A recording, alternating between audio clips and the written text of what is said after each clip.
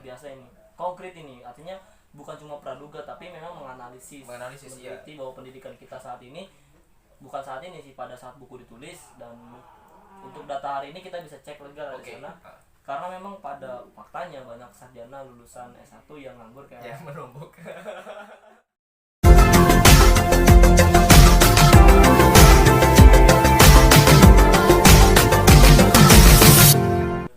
Assalamualaikum warahmatullahi wabarakatuh. Selamat siang, selamat malam, selamat sore buat seluruh sahabat baca dimanapun kalian berada. Kembali lagi sama saya Muhammad Jamaluddin sebagai Presiden Angkringan Baca 17. Mantap. Alhamdulillah ini kedatangan tamu dari jauh ya, Temanggung. Deket sih, 1,5 jam ya. Ini beliau kenalan dulu lah, Pres. Saya manggilnya Pres dulu nih. Nanti biar teman-teman tahu nih sama-sama Pres. Enggak lah. Betul, ayo sahabatan aja. Oke, ini panggilannya apa? Sahabat atau apa ini? Sobat baca. Oh, sobat baca. Oke, sobat baca dimanapun berada ya. Perkenalkan dulu, nama saya Wahyu Egi Widayat, lebih seringnya dipanggil Egi gitu.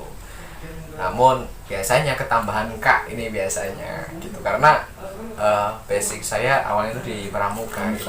Cuma setelah kenal Pres Jamal ini jadi lebih kepada politik gitu ya, politisi ya, atau mungkin lebih kepada filsafat. Jangan politisi lah. Oke. Iya. Ya penyebutan Pres aja udah politisi sekali kan gitu. Politisi tahu gitu. Beda dengan ketua gitu ya. Kalau Pres tuh kayak orang sudah ada praktisnya. Iya. Bungkusnya udah kepada ini politik praktis. Ya terima kasih Pres Egi atas waktunya udah jauh-jauh main. Sebelumnya kan udah ada nih video sama Pres Egi nih di pernah ya, cuman masih hanya bentuk suara ya. Suara. Suara. Dan ini loh bentuk asli. Gua bentuk ini sosok ya. Beliau udah hadir di sini. Kita mau ini tambah hitam 1 minggu full panas-panasan ini. Kita mau narik ilmunya nih. Oke, hari ini Pres kita mau ngobrolin buku, Pres. Oke. Tentang ini kan yang ingin dibahas tuh kan lebih baik tidak sekolah. Anda lebih baik tidak sekolah. Ini karangannya Pak Sujono Samba. Nah ini pas, beliau juga Pres Egi mantan Presma Staino ya. Staino. Kalau sekarang udah jadi ini tahun 2019 2020. Ya, seangkatan sama saya. Ya. Sebagai sarjana pendidikan, jadi pas nih seorang sarjana belum sarjana ini Pak, kan berharap dan ini realisasinya semoga dan bukan semoga, harus ini. Oke, harus lah, kasihan Pak yang nunggu kalau iya oke lah. Ini agak mendalam nih kalau yang katanya udah nunggu ya, nunggu apa terserah dah, yang penting ada lah Mas yang nunggu. Okay. Atau kalau belum ada barangkali ketemu di sini yang komen langsung DM. Amin. Kita amin aja kan, doanya baik kan. Ini lebih baik tidak sekolah ya. Saya udah baca juga ini tentang ini sebenarnya Pak Sujono Samba ini dalam bukunya lebih baik tidak sekolah itu saya melihat lebih dalam bukunya ini pikirannya. Ini kan terpengaruh sama pikirannya ini ya, Ivan Illich itu sebagai Deschooling Society, masyarakat tanpa sekolah. Nanti bisa kena ke pendidikan marginalisasi, ya kaum tertindas, asik. Oke. Jangan ditindas. Mau ke Paulo Freire ini suka seorang filosof juga.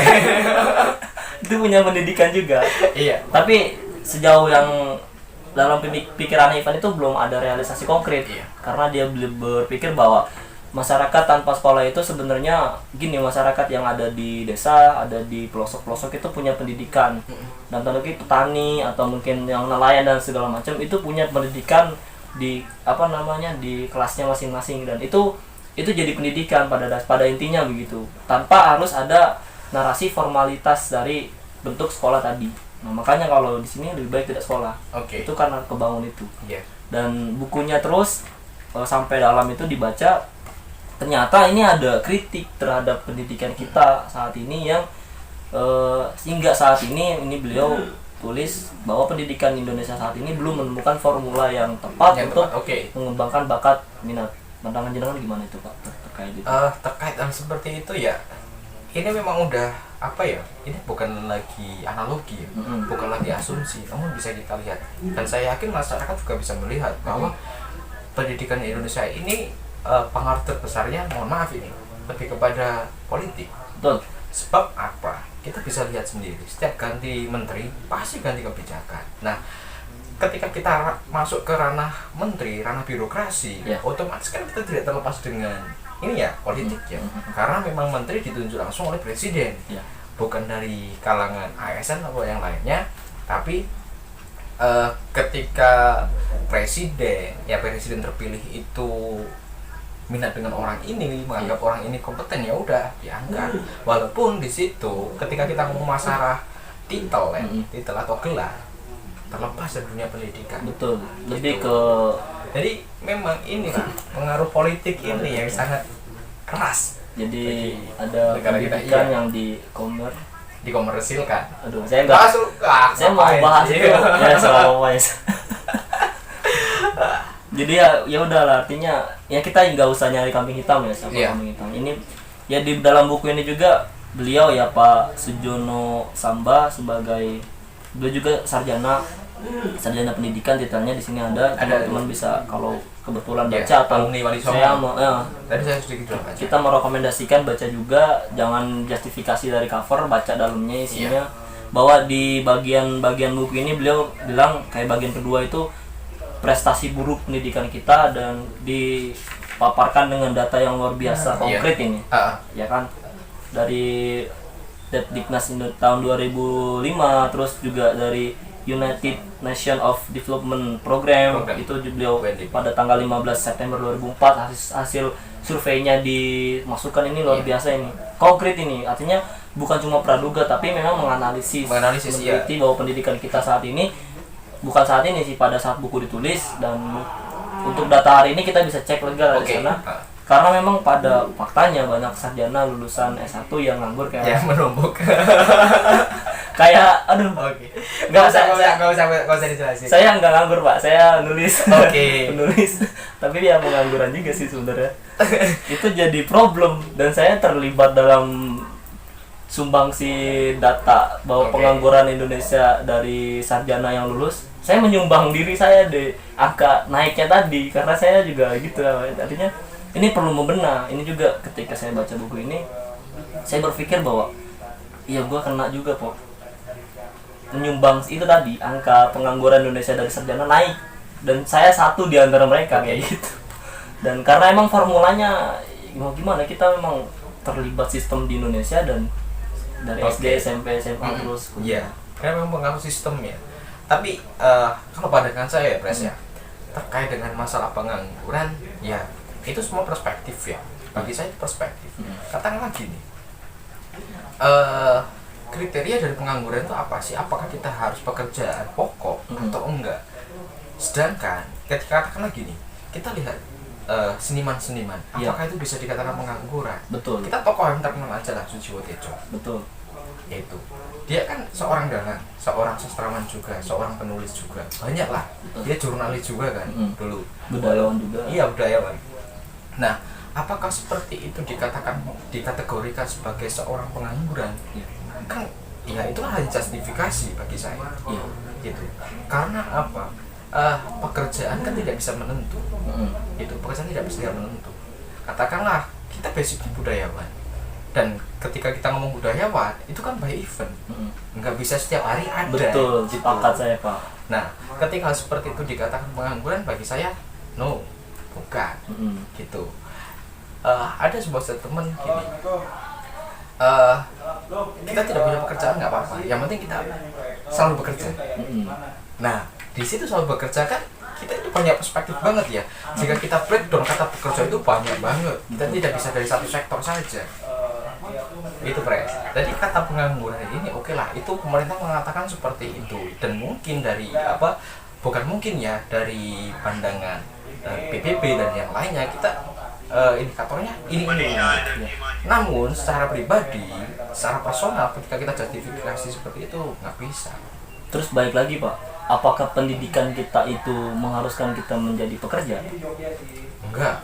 Kan nanti kenanya gitu, karena lulusan SMP, SMA jadi pengangguran karena dalam tanda kutip background kerjaan. Dan naik lagi ke sarjana, dia kuliah Usuluddin, Usuluddin.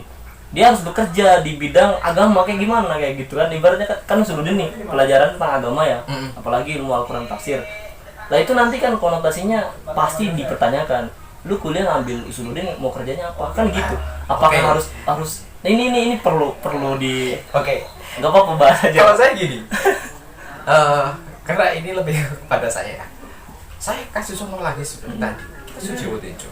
Dia apakah lulus waktu kuliah? Enggak, dia tidak mendapat gelar apapun. Tapi hari ini justru malah pekerjaan yang menghampiri dia. Betul. Ya, menghampiri beliau. Kalau kata dia kayaknya terlalu kasar ya. Gitu, menghampiri beliau. Nah, seperti itu. Jadi harusnya pendidikan itu bukan membuka kita membuat kita terpaku dengan kita harus bekerja ini, tapi kita harus bisa membuka wawasan. Dalam arti apa? Contoh simpelnya aja, ketika orang lain itu berlomba-lomba untuk mencari pekerjaan, kenapa kita tidak membuat lapangan pekerjaan? Sepakat saya itu Pak. Itu, nah ini loh yang masih menjadi perspektif. Dalam arti saya katakanlah ini bahasa seperti ini masih terlalu apa ya? Kalau mungkin bahasa kasarnya terlalu marginal, pemikiran yang terlalu marginal, terlalu terpinggir semua. Betul, gitu. Sehingga apa? Pendidikan kita ya udah kita sesuaikan kurikulum, kita belajar, dapat nilai bagus, kita dapat pekerjaan. Udah. Kita sampai di situ. Jika lebih dikasarkan lagi kita breakdown, seperti kata dalam Tempo, kita berpikirnya itu saja. Menjadi sebuah kultural, menjadi sebuah budaya yang akhirnya kita stagnan di situ gitu. Jadi tabiat kita sekarang. Iya, gitu. Nah, harusnya pendidikan ini secara esensinya kan untuk merubah perilaku kita, membuka wawasan kita kan, bukan untuk selalu berpikiran ini loh kita kuliah ini kerjanya ini. Enggak. Iya, jadi jangan terlalu seperti itu. Nah, makanya saya berpikir gini, Bang. Ketika dari SD bahkan sampai dari PAUD ya, sekarang kan udah ada PAUD ya. Kalau dulu kita masih belum ada bermula dari TK. Saya langsung SD malah TK saya. TK kemudian SD ya, paling menonjolkan mungkin memori kita akan sampai ke ranah ini, mentok sampai ke ranah SD ya. Yang paling banyak itu memori kita mengingat paling banyak di SD, SMP, SMA, dan materinya itu saja. Dan itu stagnan gitu loh. Kenapa kita tidak membuka wawasan? Saya terulang kemarin kan saya baru aja latihan para layang ya. Jadi gini, ada sebuah statement dari instruktur saya. Itu beliau mengatakan seperti ini, Pres. Ketika instruktur yang lain dia hanya memberi perintah belok kanan, belok kiri. Kan kita sebagai pilot ya. Sebagai pilot itu kemudian untuk mengarahkan parasut itu ke kanan ke kiri. Gitu. Jadi di situ itu poin yang paling saya ingat dalam arti gini, ketika instruktur yang lain mengatakan belok kanan belok kiri, kita tidak tahu alasannya apa. Apakah karena tidak sesuai jalur atau apa? Kita di sini berpikir, kita bertanya-tanya, ini apa alasannya gitu. Nah, sedangkan instruktur saya mengatakan bahwa kamu masih ketinggiannya masih terlalu tinggi. Coba buang ketinggian, belok ke kanan untuk menurunkan sebuah ketinggian. Nah, disinilah kejelasannya. Berarti memberikan pemahaman tadi, bukan transfer informasi. Kita bukan menyuruh, tapi memberi pemahaman agar kita tahu arahnya tuh kemana gitu. Betul. Nah, disitulah poin pentingnya. Ternyata sekecil itu yang hanya katakanlah kita kalau di dalam ditulis dalam buku itu hanya satu kalimat, tapi di situ kita bisa memahami bahwa esensi dari kalimat ini tuh ini. Nah, coba kalau katakanlah kita hanya belok kanan belok kiri, ini maksudnya apa? Apakah ini kita kurang jalur, jalurnya tidak sesuai, atau mungkin untuk hal-hal yang lain kan kita nggak tahu. Nah, disitulah harapannya pendidikan di Indonesia saat ini kita bisa mengarahkan ke situ. Betul. Jadi bukan hanya kita sebagai kalau bahasa kasarnya keledai yang disuruh langsung ini. Nah, gitu. Itu sepakat Pak, karena di buku ini juga beliau Pak Sujono Samba ya nulis di bagian ketiga yang lebih baik tidak sekolah itu karena sekolah itu menindas dan membelenggu, itu kata Paulo Freire. Nah, tapi di situ di disarah atau dijelaskan bahwa di sini juga kritik bahwa guru itu memberikan informasi bukan pemahaman tadi. Itu faktanya gitu, dan saya juga pernah merasakan dunia pendidikan kan, karena memang kan kita masih terbawa sistem dunia pendidikan, dan ini problem.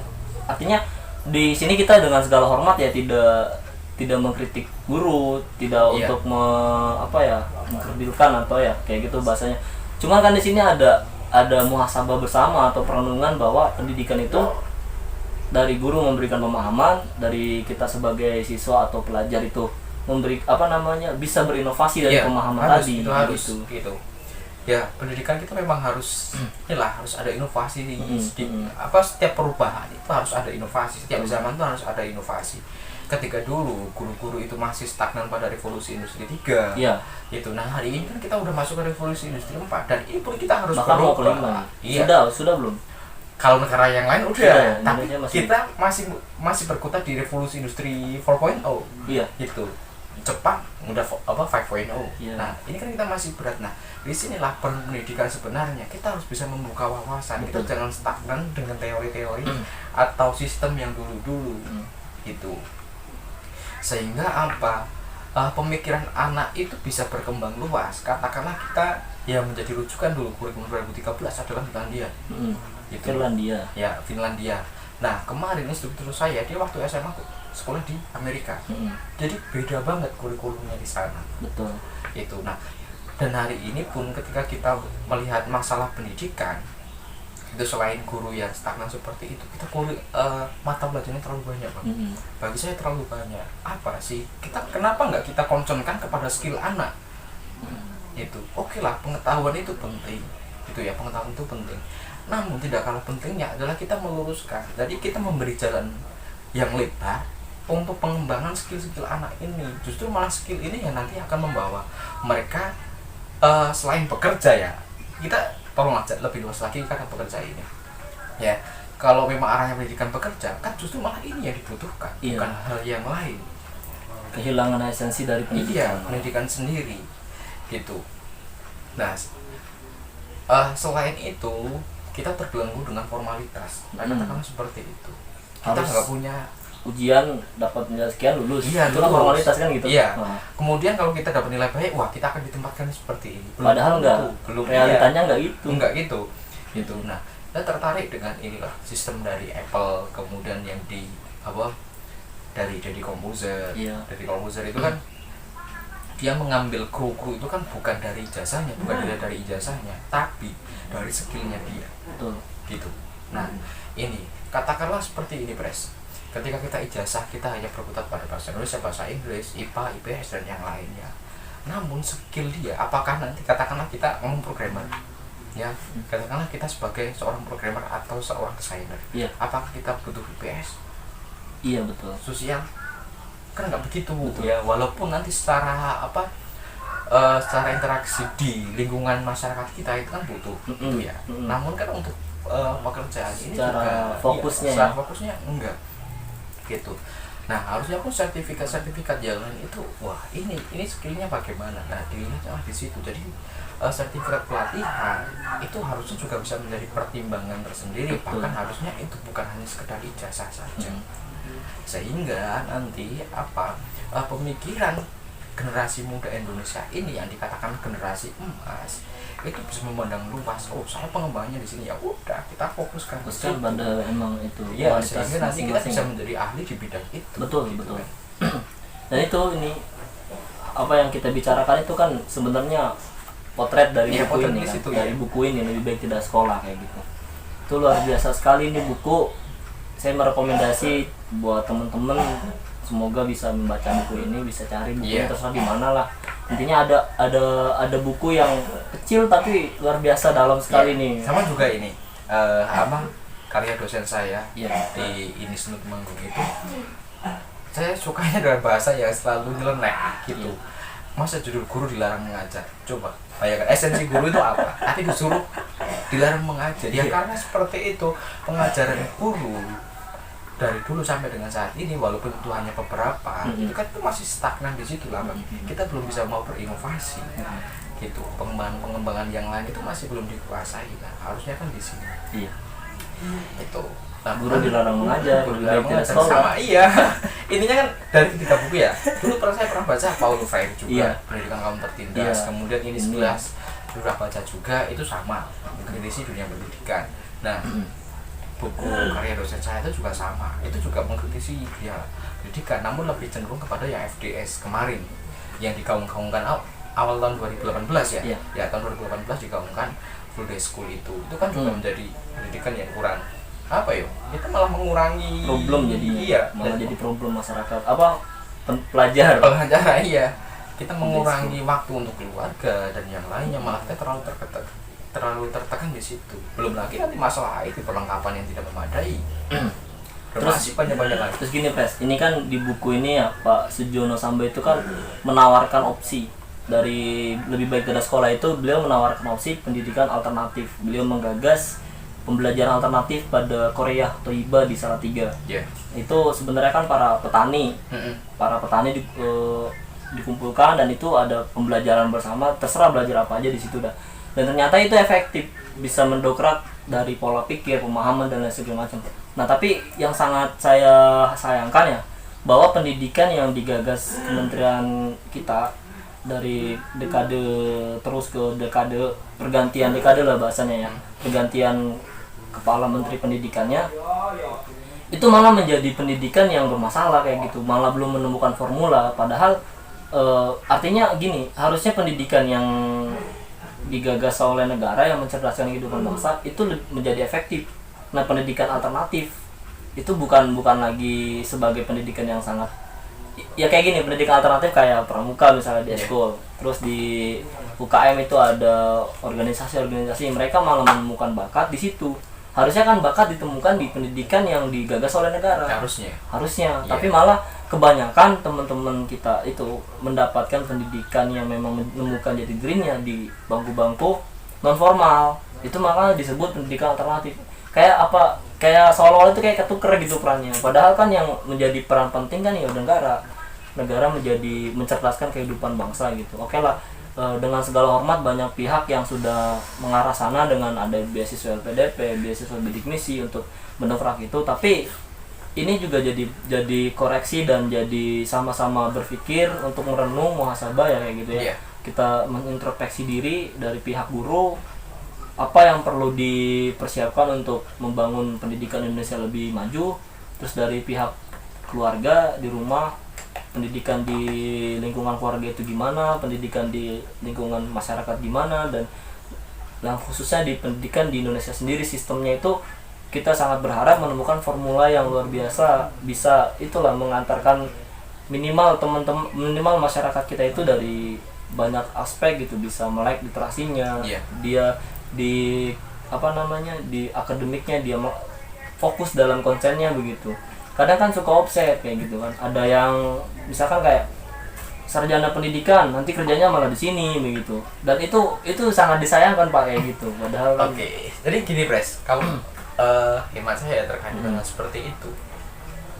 Oke, pendidikan kan kita di Indonesia terbagi jadi 3 ya. Iya. Ya, dari formal, informal sampai dengan non formal. Nah, itu formalnya oke lah, kita jelas, informalnya juga jelas, dan non formalnya kita jelas. Nah, alternatifnya apa? Kan pendidikan kita tidak bisa dibatasi hanya sekedar di dalam ruangan. Itu pendidikan tidak bisa kita batasi hanya sekedar di dalam ruangan. Itu kan hanya formalitas bagi saya. Pendidikan itu oke lah, kita mengikuti sistem negara, karena saya yakin kepercayaan kita, keyakinan kita itu kita harus mengikuti ulama dan juga umaroh kan? Gitu. Nah, oke lah, kita sebagai warga negara yang baik, kita ikuti alur-alur seperti itu. Namun dalam satu sisi ini keluarga juga harus mampu mengarahkan anaknya ke arah yang mana juga. Ketika kita formal udah dapat, informalnya coba harus dapat juga. Iya, harus dapat. Non formalnya juga harus dapat. Gitu. Saling sinergi semuanya. Dalam artian gini, ketika di dalam sekolah formal, pendidikan formal, kita dapatnya ini.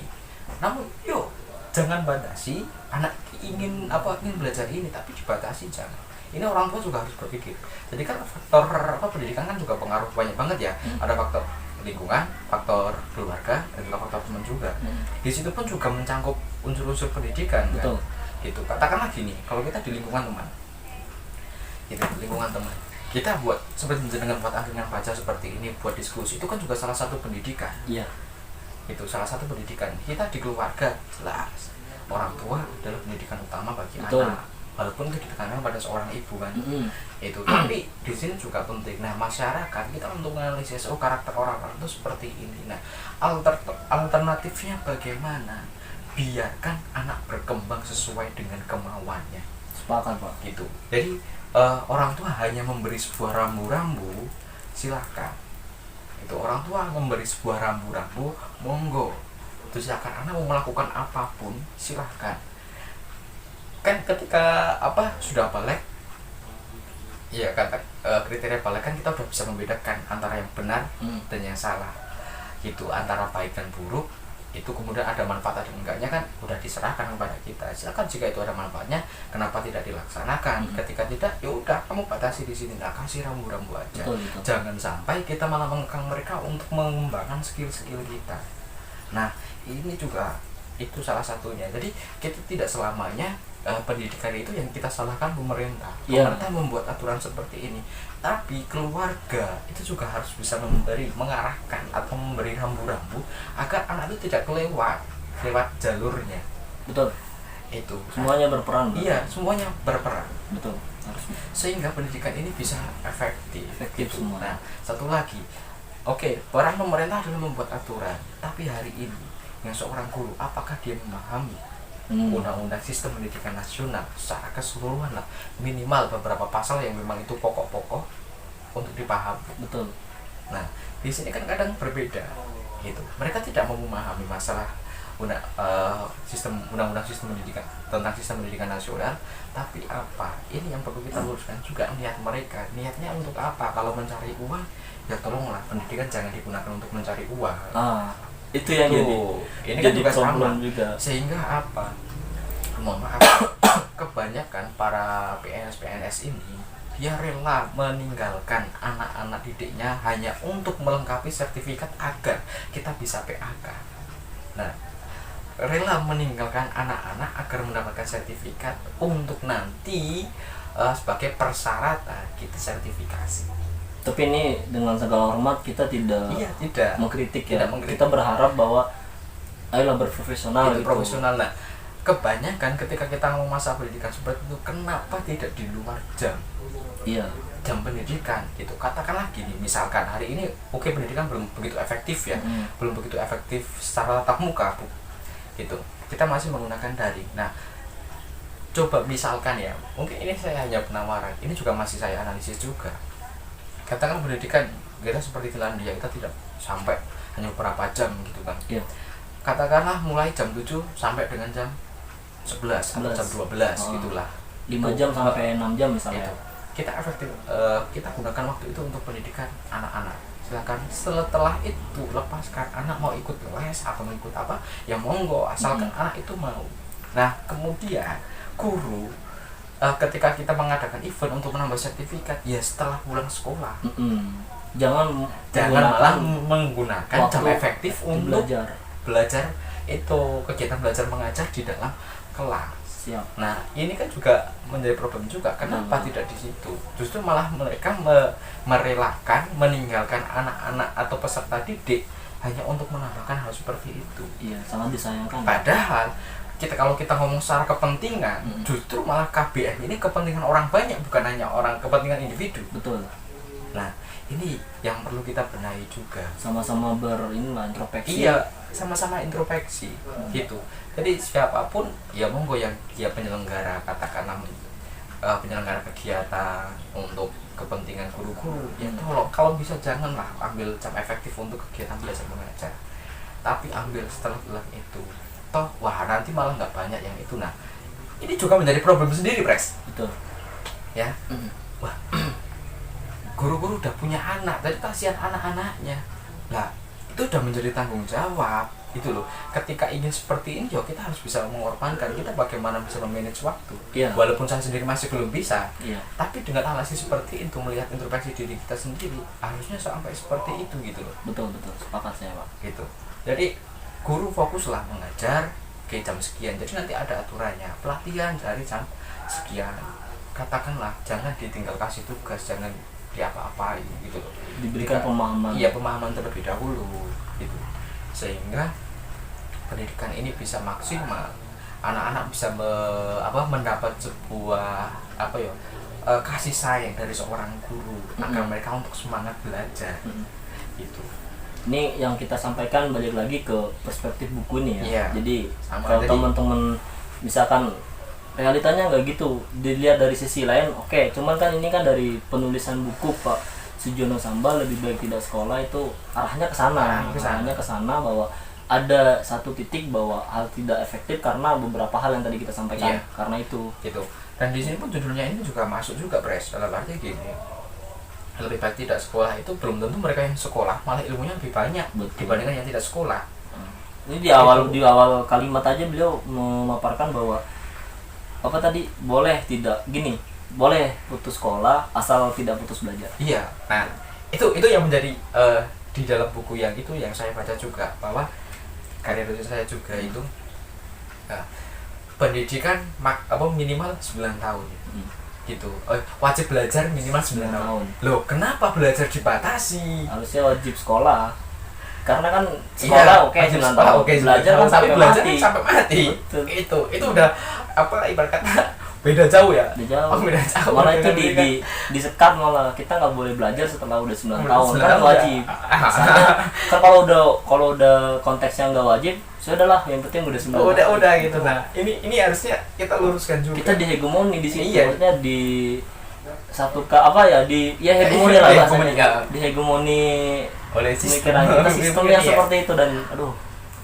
Gitu. Nah, harusnya kan kita udah, kalau katakanlah sekolah ya udah wajib sekolah minimal sekian tahun. Tapi kalau untuk belajar jangan dibatasi, karena belajar itu bisa kalau tuntutan dalam Islam kan sampai nanti akhir nafas kita kan itu diwajibkan untuk selalu belajar kan. Nah, ini yang harus menjadi muhasabah untuk kita semua agar pendidikan di Indonesia ini efektif. Siap. Gitu. Oke, mungkin itulah beberapa beberapa argumen kita ketika membaca buku ini, lebih baik tidak sekolah. Jadi kalau teman-teman nanti baca buku ini punya argumentasi lain yang monggo itu sepakat nggak sepakat yang monggo. Dan mungkin di akhir statement dengan punya harapan atau mungkin ke depan gimana gambarannya untuk, kan sebagai sarjana pendidikan nih. Tapi aku disclaimer dulu bang. Kalau saya pribadi sebenarnya kurang begitu tertarik di dalam dunia pendidikan, walaupun aku masuk di dunia pendidikan. Cuma dulu itu awal masuk di situ karena dulu kan sebelum saya kuliah itu kan kerja dulu ya, kerja di dunia pendidikan. Nah, untuk mengimbangi waktu agar saya bisa bekerja kemudian bisa kuliah, itu akhirnya saya masuk pendidikan aja lah. Itu yang kampusnya deket, dan di situ memang kuliah sore waktu itu. Iya. Gitu. Namun setelah kita setelah berjalannya waktu selama kuliah, membuka cakrawala baru terkait dunia pendidikan, kemudian carut marutnya dunia pendidikan. Karena ya kita kembali kepada niat kita. Katakan kalau di pondok pesantren, saya yakin ustadz tidak mengharap imbalan. Betul. Yang penting ilmunya bermanfaat. Tapi malah di pendidikan pesantren itu memberikan pemahaman terhadap ya pertama terhadap attitude ya, pasti itu terhadap attitude, terhadap pola pemikiran santri itu juga di itu. Malah yang lebih mendapatkan formula sangat tepat dan efektif selama ini pendidikan pesantren daripada pendidikan formal. Yang mengatakan seperti itu, memang pendidikan yang paling baik adalah pendidikan pesantren. Harusnya ini juga bisa menjadi referensi. Kita nggak usah jauh-jauh lah di Indonesia aja, bahkan pondok pesantren itu kan malah asli Indonesia kan. Sebelum ada pendidikan formal yang ada kita saat ini, sampai terbentuknya perguruan tinggi, digagas Sunan Ampel dulu kan dulu. Itu menggagas bahkan pesantren yang bapak pendidikan Indonesia Haji Hajar Dewantara itu malah produk Belanda. Itu. Nah, yang memang asli murni ini kan memang pendidikan pesantren. Nah, dari Wali Songo itu justru malah itu yang paling efektif. Di surau-surau kayak gitu. Nah, itu. Nah, masuk ke disclaimer tadi. Saya memang kuliah di jurusan pendidikan. Namun setelah saya merasakan proses ini, saya kurang begitu tertarik. Dalam arti bukan peduli ya. Beda ya peduli dengan tertarik ya. Kalau peduli jelas saya peduli dengan pendidikan di Indonesia. Tapi kalau tertarik masuk ke dunia pendidikan itu masih beberapa persen lah gitu. Hari ini saya malah banting setir lebih cenderung kepada wirausaha. Nah, namun di sini ini bang, aku tetap akan masuk ke dunia pendidikan. Dalam arti di situ ingin mencoba meneruskan niat itu untuk mengabdi. Betul. Itu untuk mengabdi. Nah, sedangkan untuk ladang mencari cuan, Siap. untuk mencari cuan. Bisnis sendiri. Iya, bisnis bisa seperti itu gitu. Nah, disinilah saya harapannya semua guru niatannya adalah untuk mencerdaskan kehidupan bangsa. Ya, bukan memperkaya diri sendiri. Gitu. Ya, dengan segala hormat itu. Iya, dengan segala hormat seperti itu. Karena mohon maaf, walaupun hanya dari beberapa rata-rata. Mohon maaf loh, Pak. Iya. Nah, ini mohon maaf kepada para pendengar dari Angkringan Baca ini, sobat Angkringan Baca.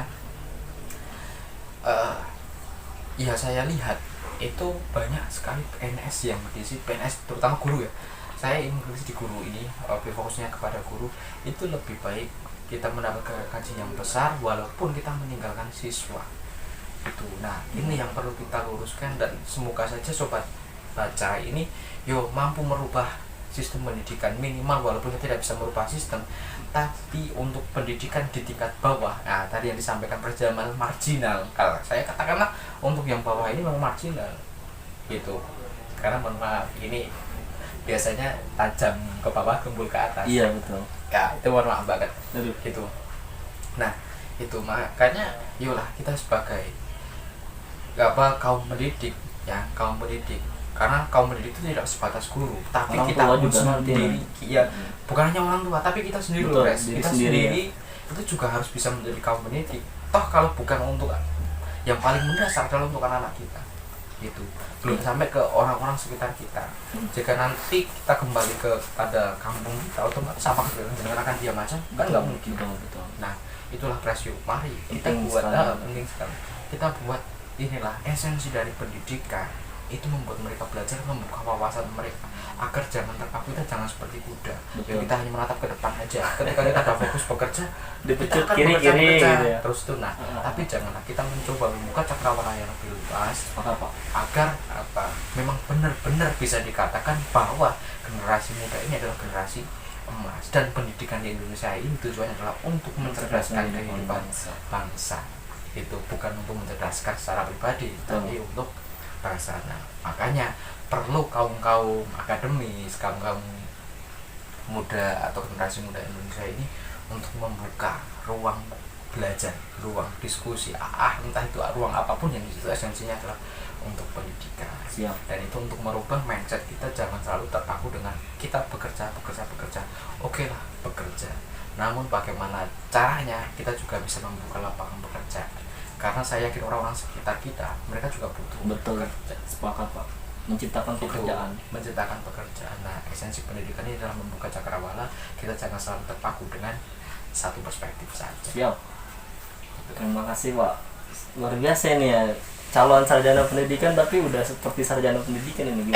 Belum lah. Gimana jadi sarjana pendidikan ya ini?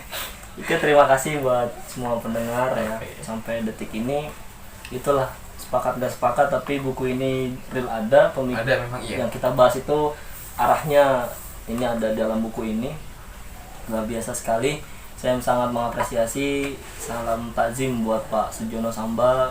Kalau jenengan dengar video ini, matur nuwun udah memberikan gagasannya dalam bentuk buku ini. Luar biasa, kita sangat apresiasi, kita sangat kagum dan takzim kepada beliau untuk memberikan angin segar bahwa pendidikan tuh mengarahkan ke sini dengan data konkret sekali, dengan survei yang dilakukan ini berdasarkan penelitian, dan juga gerakannya konkret menciptakan pendidikan alternatif di Korea Toiba. Semoga gagasan ini bisa sampai kepada teman-teman semua akademisi, bisa tersampaikan pada semua tenaga pendidik, dan bisa menciptakan pendidikan-pendidikan alternatif untuk masyarakat kita, atau mungkin bisa memaksimalkan pendidikan formal, lebih menciptakan kaum muda atau sarjana-sarjana yang berkualitas untuk mengembangkan dan memajukan negara kita. Oke, terima kasih, kurang lebihnya mohon maaf. Wassalamualaikum warahmatullahi wabarakatuh. Waalaikumsalam. Sampai ketemu lagi.